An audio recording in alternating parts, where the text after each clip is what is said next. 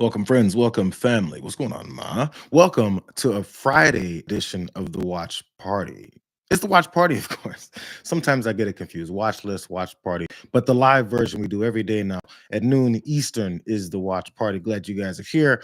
Hope you guys are piling in soon. It's the end of the week.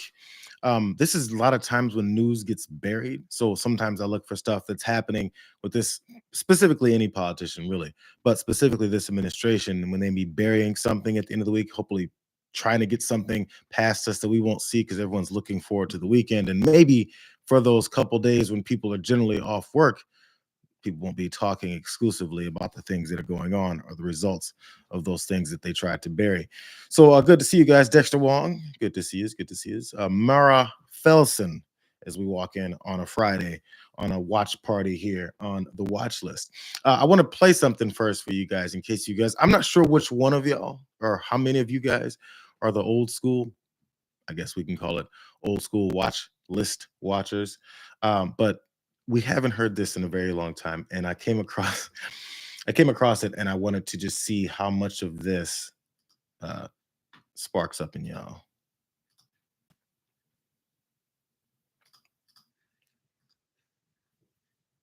Oh, that didn't work. Hold on. Oh, there it goes. See, I gotta do it better than this. Hold on, hold on. I want you guys to see it. Hey, man, what's up? It's just hello. It's the watch party. Well, let me see if I can get this first. Hold on. I don't think I had it. Hold, hold. Oh no, it brings up the wrong thing. No. Oh well, I can't run that one. It was the intro to the watch this intro. There it is. There it is. There it is. Here we go. Watch, watch, watch, watch.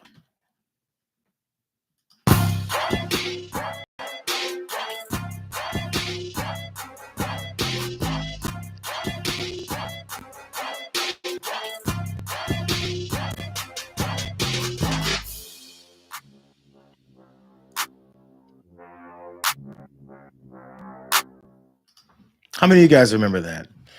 Not too many of you guys. I'm not sure how many folks we have coming in from the few years ago when we were doing this live every day, and I didn't have those weird hiccups like I just had because I'm kind of running this on my own right now. But the old intro to the watch list, man, you guys, we got to bring that back. We'll make it a normalcy, maybe on specific days of the week to see who's the old school watchers of the watch list.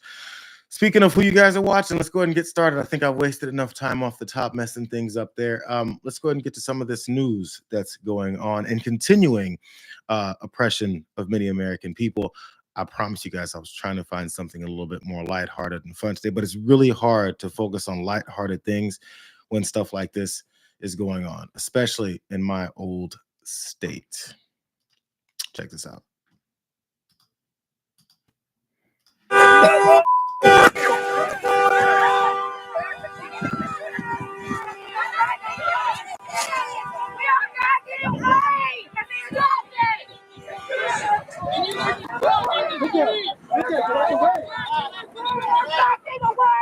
Video shows federal agents deploying what appears to be tear gas canisters into a crowd of protesters at a farm in Ventura County, California. The incident took place at a farm on Laguna Road near Camarillo.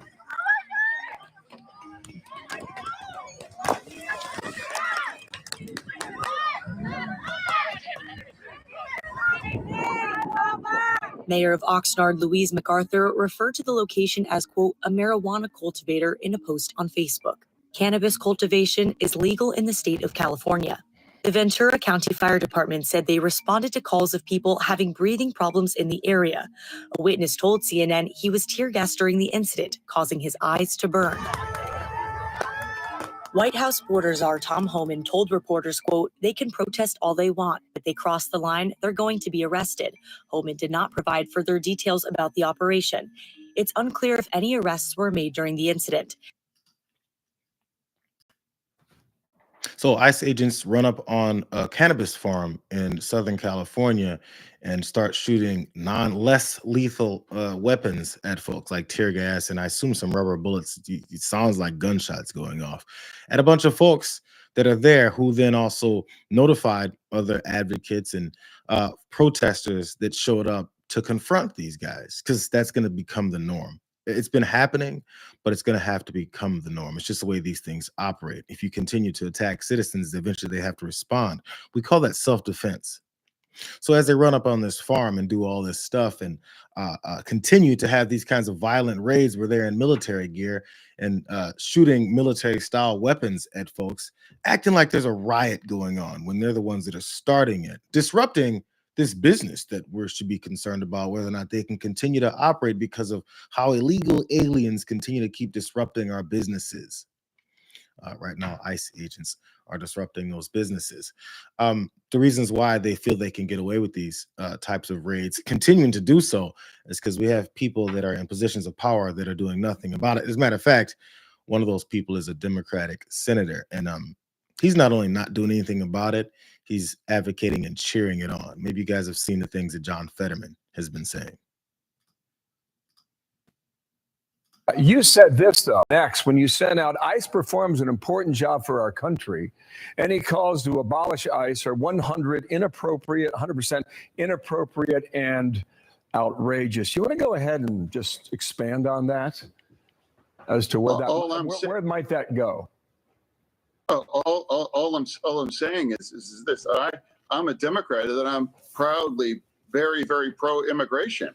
I'm saying let's protect the dreamers, and I don't want to go after hard-working workers in a lot of our different industries now. And now that President Trump is now even talking about developing some kind of a program to allow that things. I'm saying we should round up and deport all the criminals. Absolutely, I support that.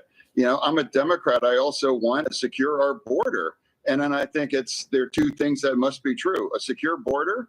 And now we have to deport all of the criminals. And I don't believe, we should be going after otherwise law-abiding, hard-working migrants that are very important part of our economy.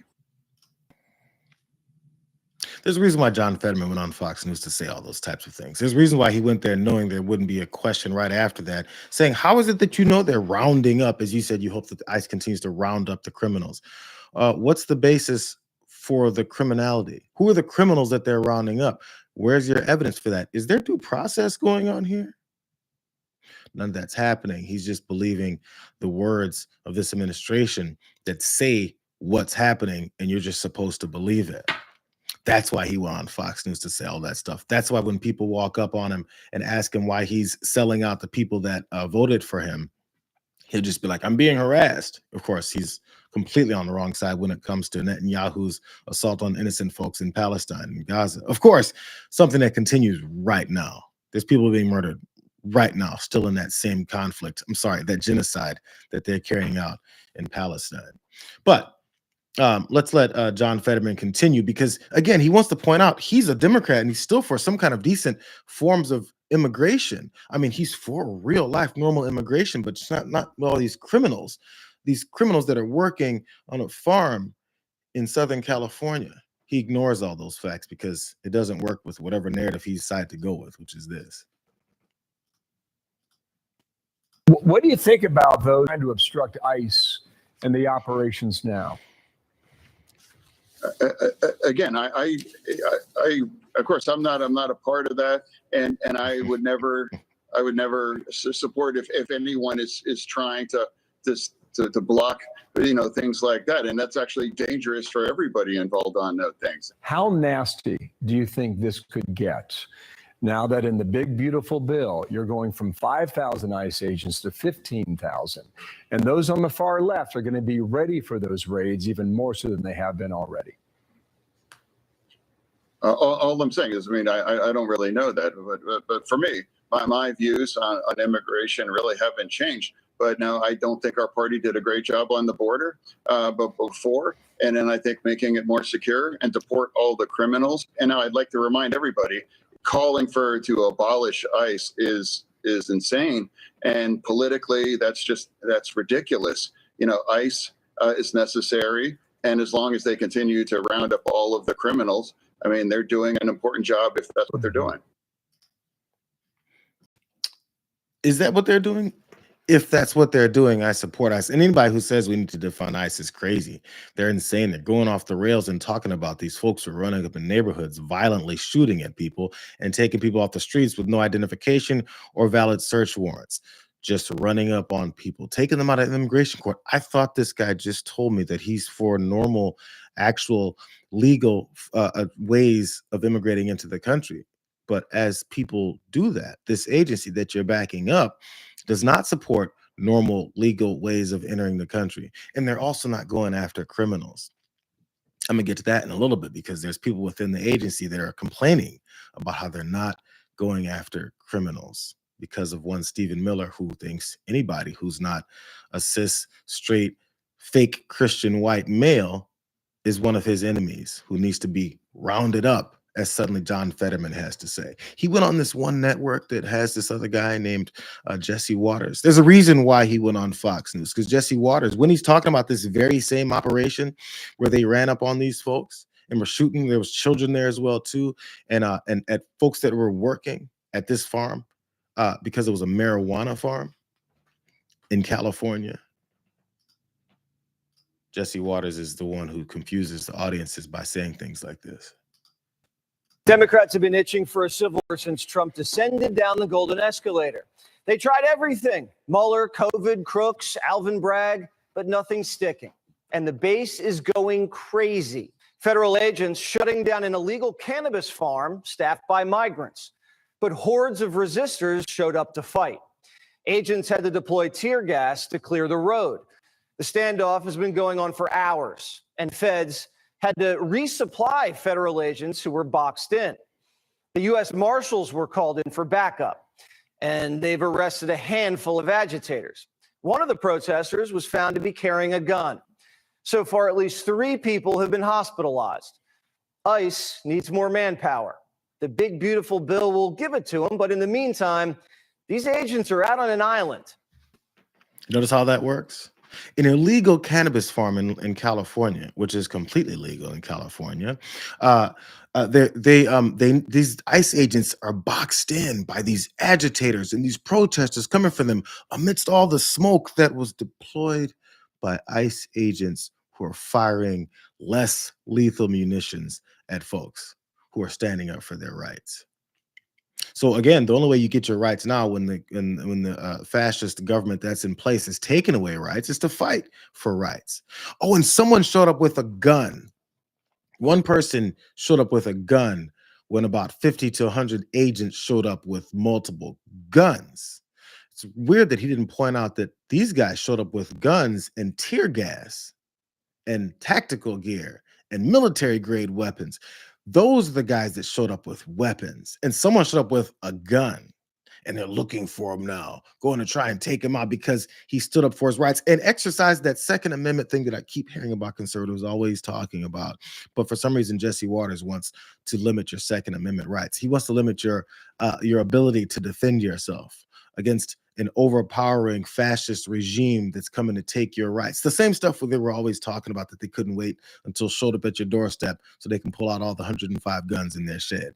But they don't have the heart for that anymore, because they're part of this Gestapo that's running through the streets and trying to take people out with absolutely no identification and no showing of their faces.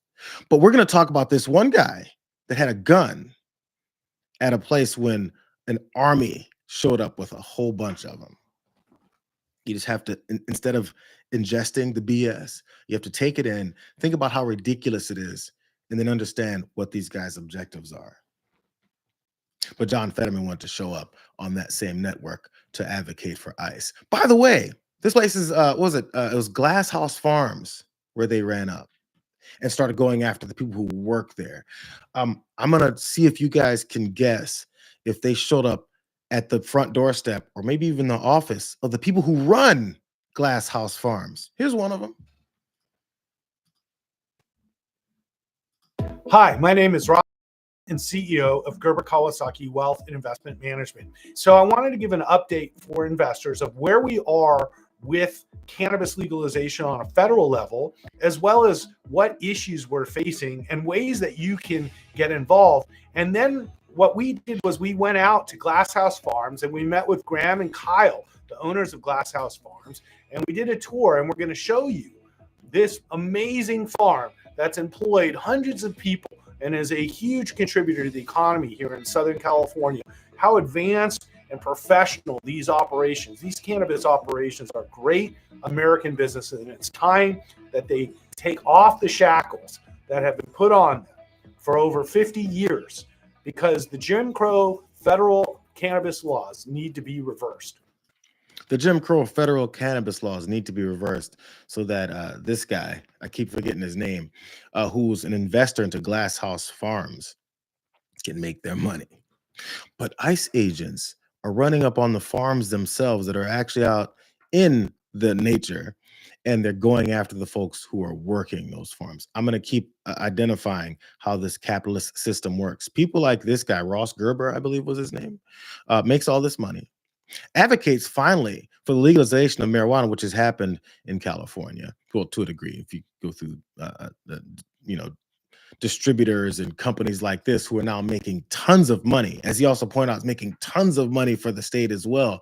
But when it comes to the folks still working the actual farms, they're treated just like the folks who are selling the same marijuana on the streets before that, who are hardened criminals.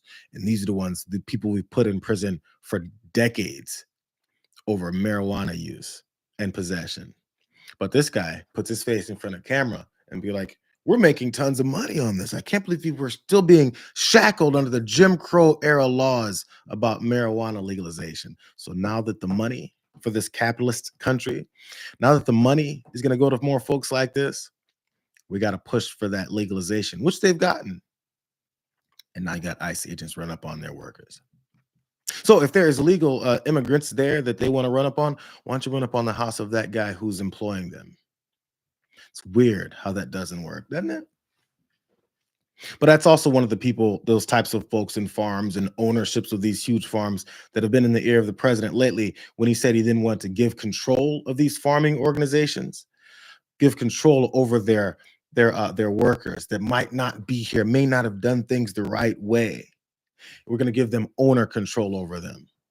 That's the current president's solution to this problem, so that he can keep everyone happy except for the people that he's assaulting and he's victimizing and he's taking away their rights. I feel like I could be yelling about this, but it's such a standard, regular thing that's now going on. Here's one other aspect.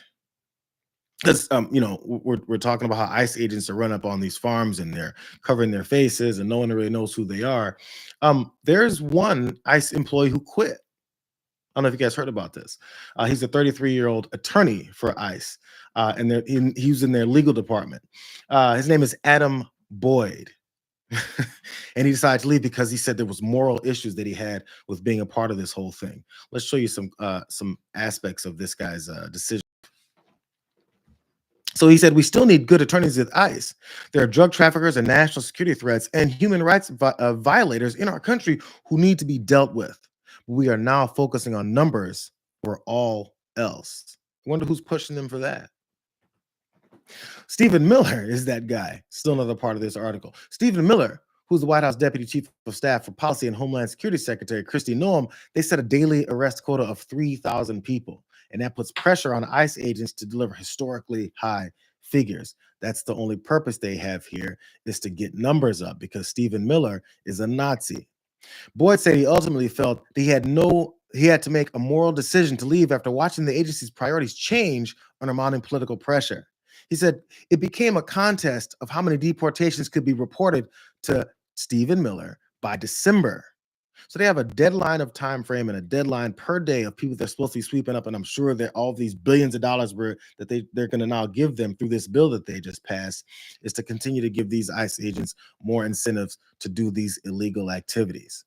According to Boyd, ICE lawyers were increasingly frustrated as legitimate cases were dismissed so that officer teams could arrest immigrants in courthouse hallways and push them through fast-track deportation tactics that he says padded stats at the expense of due process.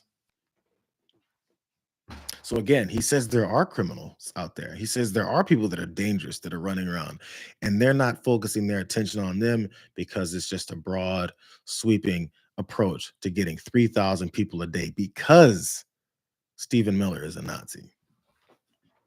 And then put them in concentration camps, and still act like you're doing something that the American people voted for. I'm sure a certain segment of these racist a-holes voted for this, but this is what now we're all funded. So maybe they should get used to people with guns at these protests where the people that started this violence have guns. It's a natural response to things. One more aspect of things that are going on here, because check this out. There's ICE agents themselves. This is a New Republic article. ICE agents are in despair under Stephen Miller's impossible orders. You know, Pete Hegseth likes to talk about the morale. Apparently, morale is way down with ICE. Let me go to some details of what they're saying.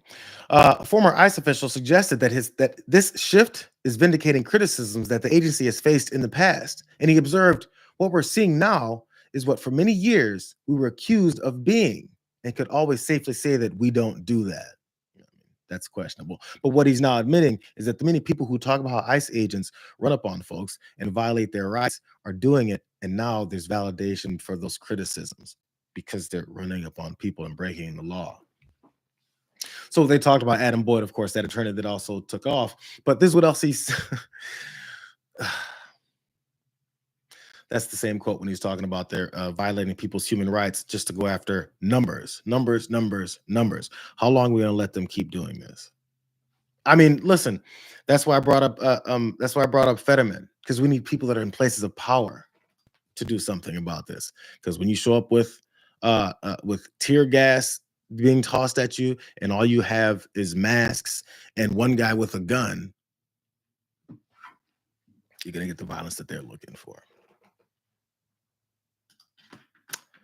What are you guys talking about?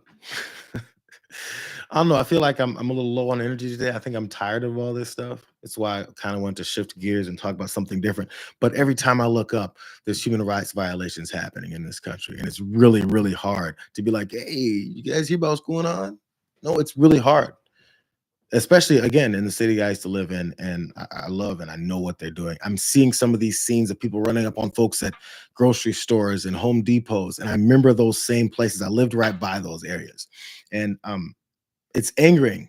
What else would you do except step out in the streets and try and do something about it in your home? May Money in the Building says, don't sleepwalk through this, through a war, guys. This will escalate. The way that they may escalate it is actually something that I also wanted to point out too. This particular video I want to go to next. It was put out by Pete Hegseth, you know, the clownish guy who's running the Defense Department. And it's supposed to be some cool way to show the advancement that they have with drones and their drone technology for military purposes. So I want to show you guys something. Oh, no, it's not that one. Here it is. This guy's a clown, but it means a lot more than just the clownish behavior that he's engaging in. Check this out.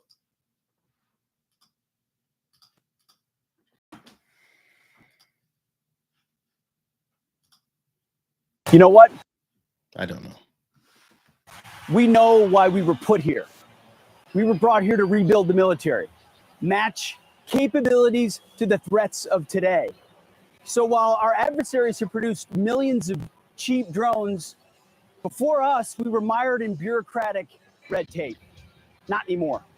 In June, President Trump issued an executive order unleashing American drone dominance to bolster our drone industry and arm our warfighters, because that's what we're all about. So today, I'm rescinding restrictive policies that stifle production, and this will unleash American manufacturing and the ingenuity of our warfighters by doing three key things. First, we're going to bolster the U.S. drone manufacturing base by producing thousands of American-made products, prioritizing Buy American. We'll arm combat units with a variety of low-cost American-crafted drones, leveraging our world-leading engineers and AI experts. And third, we're going to train as we expect to fight. Senior officers, well, I'll grab this. This is the memo. Senior officers must overcome bureaucratic risk aversion in budgeting, weaponeering, and training. So here's the memo we're signing today, delivered via drones here on the front lawn of the Pentagon with some of our great warfighters flying them. This is the future. We're in the fight. We're in the fight to win it. I'm never going to back down.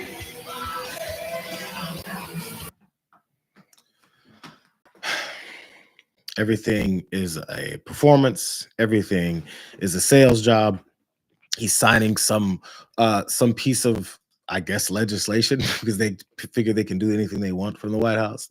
But he released that video to try and show how cool it is that they're going to start manufacturing drones in the United States of America, separate from all those Chinese drones that they were flying around to make this promotion. But he walks out on the lawn playing some rock music behind him. He's such a badass. He fumbles his lines like 5 or 6 times. Bro, take a couple extra takes, man. Like, I figure you have all the time. You're not doing anything else today. Just make it clean just a little bit. I mean, you know, you got technology right behind you. So people made fun of him, of course. And they're going to unleash the capabilities of our war fighters. So as the fun gets made of him, I just want to point out, we just talked about and saw these military fatigue guys running up on farms in California. We see them walking through the streets with their guns, using all the military equipment that they can get their hands on to attack citizens. Where do you think this may be going? As they have drones now to make sure, as they're afraid for their lives, as they're standing there pointing huge guns at citizens that don't have anything in their hands, what do you think their next step is going to be with their drone technology and handing it over to folks to then continue to go and attack citizens in the streets so they're not afraid for their lives when they're making those attacks? This is the next step. So again, bro, we can look at it. They're announcing it to us, but the reason they don't announce it to us with the way that sounds as ominous as it is because they don't want you to realize that. So they put some Metallica on behind Pete Hegseth, and then they have these 4 guys standing there in full gear, flying these 4 drones so you can pull the piece of paper down. It's not even a good sales job. It's pretty obvious what they're doing, but enough of us buy it. I don't know, I guess because they think it's cool. Pete Hegseth. And the way he posted that, he goes, unleashing U.S. military drone dominance. And for some reason, at mentions Doge. Doge didn't do anything about, you know, the bloated military budget, the amount of money that we waste on all this type of stuff. Doge.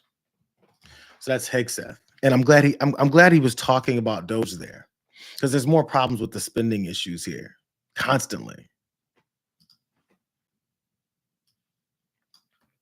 The way that this administration spends its money and the way this administration has taken in so much of more money, but keeps talking about how great things are. You know what?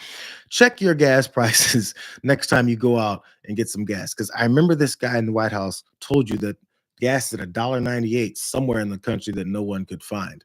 That was maybe a month ago. Look at how much it's jumped up. Just in the area I've been in, I believe it's gotten 60 to 70 cents higher.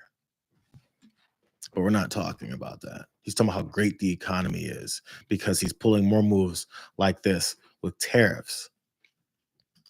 I'm sorry, guys. I don't have too much good news. I'm going to go to it in a second. I just want to see if you guys maybe had some good news, some good things to say, because I don't know if I'm depressing enough people today.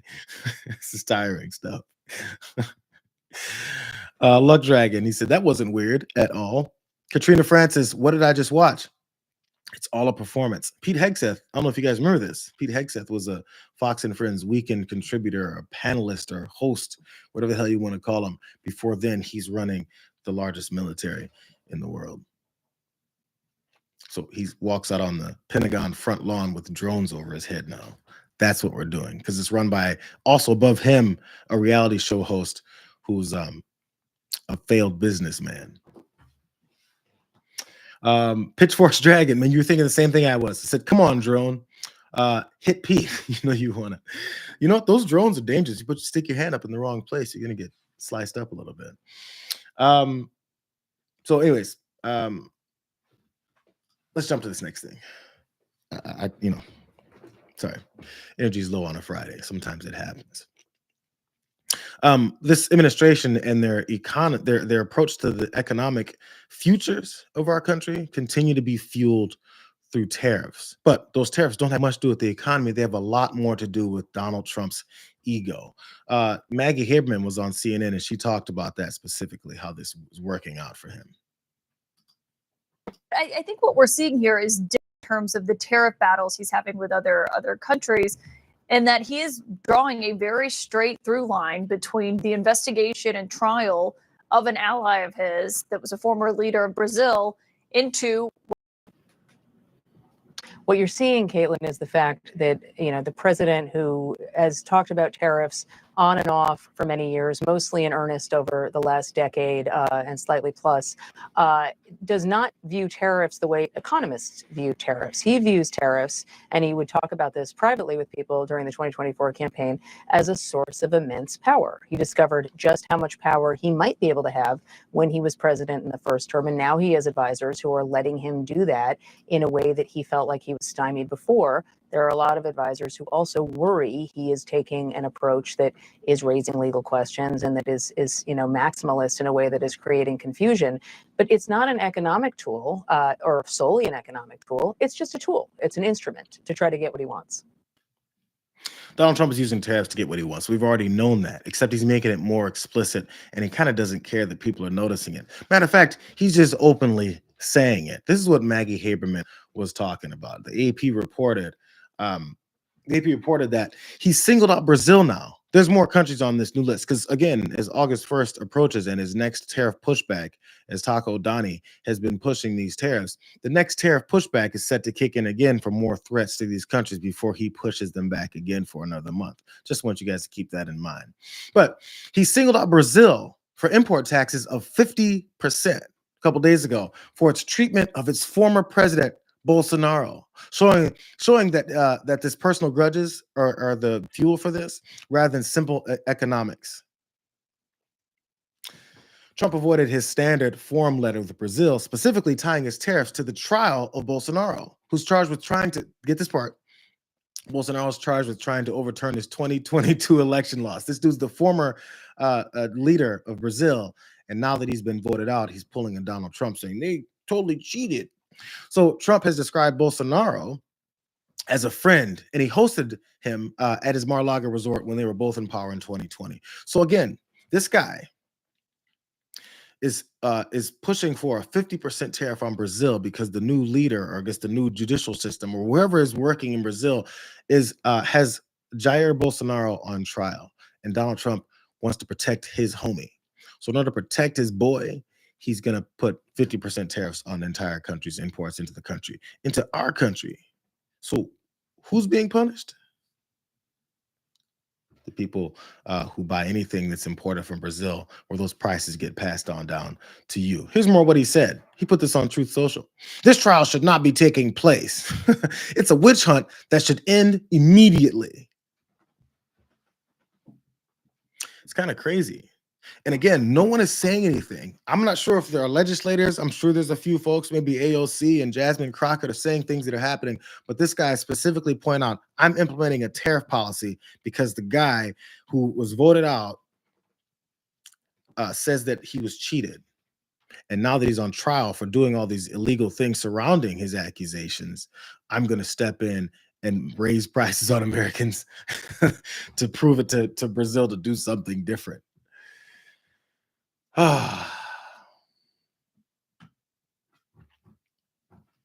There's another country that he's going after too.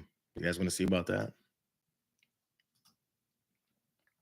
Is it letters? All those letters that Donald Trump said he's sending out to Mr. Japan and Mr. Vietnam, and I guess Mr. China. I'm not sure, but he's sending out a bunch of letters to a bunch of folks, no longer looking for negotiations on his tariffs, more like demands of where these numbers will be, because who can really do all this?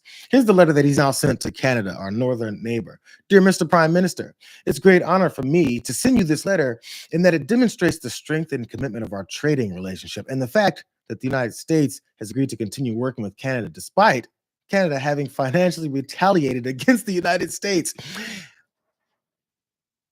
they financially retaliated against the United States after the United States imposed random tariffs on the country along with the rest of the world that meant absolutely nothing. But they retaliated, so therefore he has to retaliate back. Here's more of it. As you will recall, the United States imposed tariffs on Canada to deal with our nation's fentanyl crisis, which has caused, in part, by Canada's failure to stop the drugs from pouring into our country. Instead of working with the United States, Canada retaliated with its own tariffs. So starting on August 1st, we will charge Canada a tariff of 35% on Canadian products sent to the US, separate from all the sectorial tariffs. So 50% on Brazil over a trial from a guy he has nothing, shouldn't have anything to do with, and 35% on Canada because they're letting fentanyl pour into our borders, which isn't the case at all. And by the way, if fentanyl is pouring across our borders and it continues to get poured across our borders and it doesn't just stack up in a corner in Maine somewhere, that probably means that Americans or people here are using that fentanyl. And maybe we should focus on why so many Americans are a great consumer population for fentanyl to be pouring into our country from wherever it may be pouring in. Or maybe he just wants to use that to impose tariffs and throw his weight around on anybody that he wants to with that excuse. Because again, yes, there's a huge fentanyl issue. Yes, there's a huge drug use issue in the country. But did they ever stop to realize that along with his son, many rich folks are using all those same drugs? Rich people that are drug addicts just have a big house to go to after they get high. Poor people that are drug addicts don't have a house to go to because they spend up all their money on those drugs because they had a limited amount of money. So those rich drug addicts that hang out in their mansions after they get high and then go buy fentanyl and all the rest of the drugs that we say should be illegal, we're not doing anything about them. We use the issue to demonize poor folks who end up on the streets. And then after they're on the streets, we wag our fingers at them and say, how dare you do the same drugs that rich people do? You just don't have enough money to afford it. That's part of the drug thing that we never really talk about. But he's going to use that same thought process to go after Canada and put things at 35%. And now that he's in this big hole with all his tariffs and the horrible economy that's on its way, because again, prices have continued to rise as he keeps talking about how inflation is not moving anywhere. The Fed chair, Jerome Powell, continues to say in these hearings and in these conversations, no, I'm not going to change the rate that Donald Trump has continued to press him to lower so he can look better despite all the horrible economic decisions that he's making. Instead, he wants to put some pressure on him. I'm going to show you this childlike president talk about how he's going after Jerome Powell because he's not changing the Fed rate the way I want him to. He's not bailing him out the way he always has. Well, the way that everyone else has always done for Donald Trump. But now we have a man that just refuses to lower the Fed rate, just refuses to do it. And he's not a smart person. I don't even think he's that political. I think he hates me, but that's okay. You know, he should. He should. I call him every name in the book, trying to get him to do something. I've been nice to him. I do it always. I don't know how to sell. I've been so nice to him, fellas, you wouldn't believe. Let's have dinner. Too late. I call him too late. Come on, too late. Let's have dinner. I do it every way in the book. I'm nasty. I'm nice. Nothing works. He's like just a stupid person. But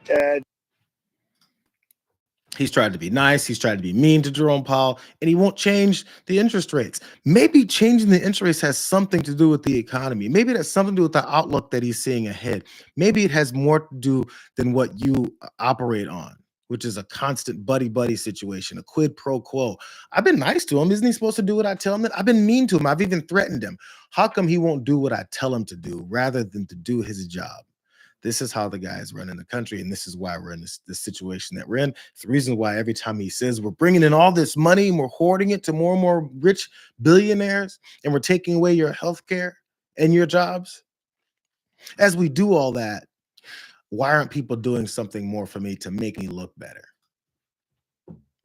It's because he's a reality show host, and he only needs to be made to look better. So he has representatives that try to say the same thing in a better way. One of them is Russ Vought. If you guys don't know, Russ Vought is one of the architects of Project 2025, who's a part of this whole process to rid the federal government of any kind of responsibility to its people and put all of it towards the executive. It's all written down. Russ Vought is an un-American piece of trash. So he went on CNBC, and even the CNBC host, I believe Joe Kernan, had to ask him, This doesn't really work that way, does it? But I mean, I can still throw other things at you, Russ. At the same time, the administration is arguing to the president how great the economy is right now, and we're the hottest, country on earth, and everything else. That's usually not a time where you need interest rate cuts, and there will come a time. Who knows from what, where maybe the economy does slow, and then you'd like some dry powder. You don't want to, blow your wad before you need to do it if the economy's percolating. So, I kind of have some empathy for what the president's saying, because I think maybe we're too restrictive at this point, and we'd like lower debt service on this huge debt that we have. But then again, I could make the argument that the economy is in fine shape, and this is not a time where you need to cut rates, especially if the inflation demon has not, had a stake driven into its heart. Well, again, from an inflation perspective, we're not seeing that. The tariffs have not led to inflation as all the experts said that they would. We're cutting spending. We're reducing the deficit. The tariffs are bringing in incredible amounts of revenue, $3 trillion over 10 years and counting. With those are all figures that come from the pause from Liberation Day. So fiscally, we are very much on the mend.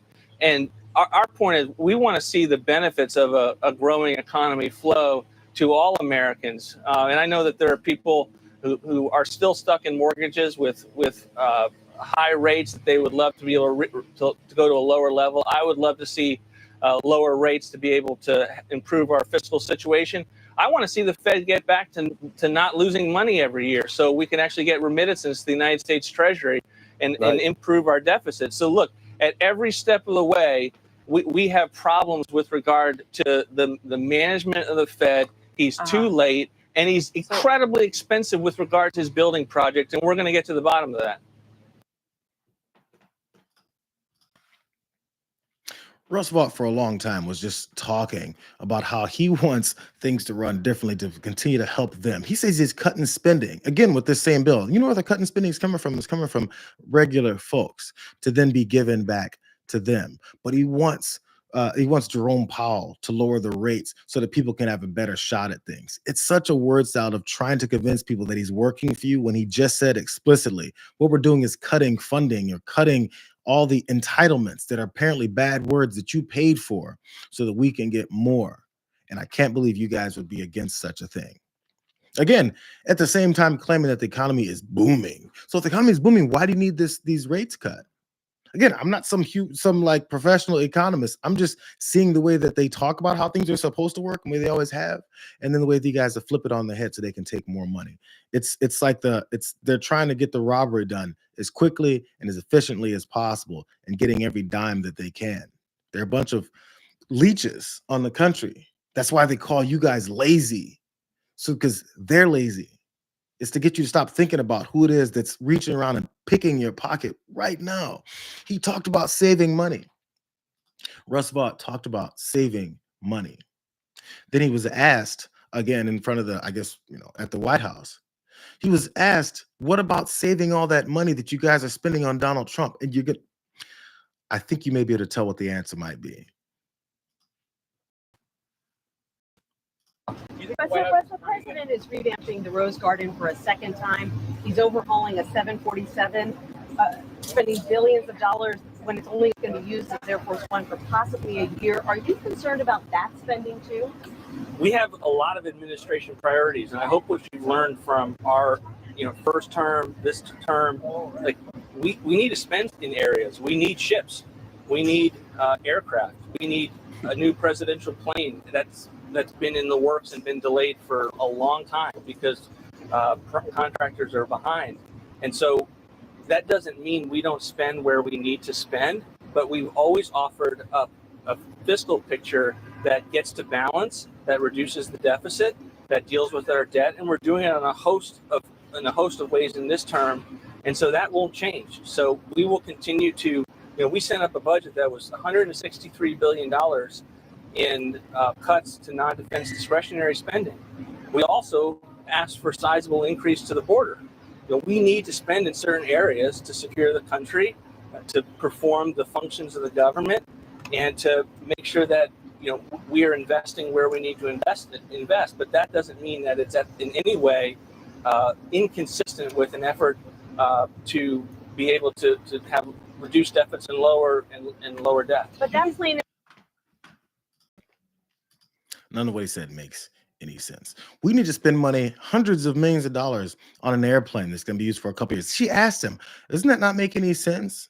On this plane, gifted plane that you got from Qatar, and then after you got it, you have to retrofit the entire thing for hundreds of millions of dollars so that this guy can use it for a couple years and then stash it at his presidential library so he can continue to think he looks so great. But we have to spend money on that. And he's going to find a way to do that by taking more of your money. It's just a straightforward answer. Oh, and by the way, we have to send hundreds of billions of dollars towards our ICE agencies and our border control and all that stuff so that we can make sure that we continue to take more of your money and use it any kind of way we want to. And in fact, to take away your rights. That's Russ Vought. Again, architect, one of the architects of Project 2025 that they didn't know anything about during the campaign. If he's so proud of their policies and the agenda that they're putting in place, how come he wasn't proud and talking about it so openly during the campaign? Because more people would have looked into people like Russ Vought and seen exactly who he is. The money's supposed to get spent on them. You're supposed to pay them. And then afterwards, you're supposed to say, I'm such a lazy piece of garbage. I'm sorry, I got to give you more money. That's the oligarchy. I don't want to go to Ted Cruz. I just don't want to. We got a few minutes. I don't have to go up to the top of the hour. I'm just tired of these guys. So just pay attention, because pay attention to your normal bills. Pay attention to your normal grocery prices. Pay attention to the price of bigger things like cars and all that. And you'll understand as they keep telling you this is Biden's fault. They've been running this for a minute. So as they continue to tell you it's Biden's fault, check your pockets, because they're looking to pick them a little bit more. Someone said something to me earlier, and I want to point it out. Yes, Danny Brown says you need a gigabit internet. The video and audio quality on the videos is terrible. You know why? I need to use a different system, because apparently going through this YouTube Live, it's a little choppy when you run the videos. Everywhere else, it seems to be a little bit better. So I'm going to try and start it next week. It's not the internet, because I ran speed tests, talked to the guys back in LA, and they're like, this is really fast. It's because it is. We got to use a different system, because I think when I run these videos, they get a little bit choppy. So I apologize. But what you can know is that we repackage these a little bit. I put in the videos a little bit cleaner, a little bit of editing stuff, guys. And you still see the same stories we just went over today and every other day with a little bit of a clearer version of them. I just want to do this live for you guys because I miss it. What can I say? Has my mom showed up yet? Where's she at? Not sure. We've been through a lot of things, so I'm trying to find something we were just talking about. Art Vandalay says government handout to wealthy America is how these F's get rich. I know you guys are trying to get me to cuss on here. I can tell almost. I'm gonna look into that as well too, because I've censored myself more times than I can count. Rich says, regardless of your political affiliation, if you're not angry, you're not paying attention. By the way, I feel like this isn't said enough either. You can still be a conservative. You can still be against, certain people's rights. You're wrong, but it's weird that you're willing to give up all that stuff. You're willing to go for that and give up all of your whole life and everything just because these guys say they're Republicans and they're conservative, fiscally conservative, but they're spending your money too. You can still follow the same, these folks followed old Republicans that were trying to go after certain people and demonizing and division and all that same stuff that Donald Trump does, but he's just going and stealing everybody's money now and finding new ways to take away folks' rights. But if your basis for political affiliation is based off hate and bigotry, which is what this guy is pushing every time, then you found your party. You can still be a conservative and not deal with this type of stuff or act like you support this stuff. Because the politicians that do are doing it for money and control and positions. I'm not sure if they haven't realized that yet. It's really weird. Let's see. Art Vandalay again says, peace, Jackson. I've jacked the pre-port. I don't think he's doing it. Is John still doing the pre-port? Maybe I missed it. I don't know. But as far as what I told him, I lead up into his show, which is going to start in a few minutes. I'm going to give you guys the opportunity to jump over there. I apologize for the day being a little bit doom and gloom, but it's kind of been what it's been. Hopefully the weekend will give us something more exciting to talk about. Maybe some more pushback from all these protests that are happening, people getting in the streets and showing them that no, this ain't going to continue to go down. If you guys like what we're doing here, of course, subscribe, share the stream, tell folks what we're doing as the clips come out. Share those things as well, too, on all the platforms. You can find me on Instagram. You can find me, you won't find me on X much, but you can find me on Instagram and all those over there. And don't forget to follow, since you guys are sitting here on YouTube right now, go over to JR Rated. A lot of times I'll shoot other aspects of things that I put together over there. Sometimes the weird things that I create in my mind will slap there, but also some extended show things will be going up there soon. I just got to get that part going.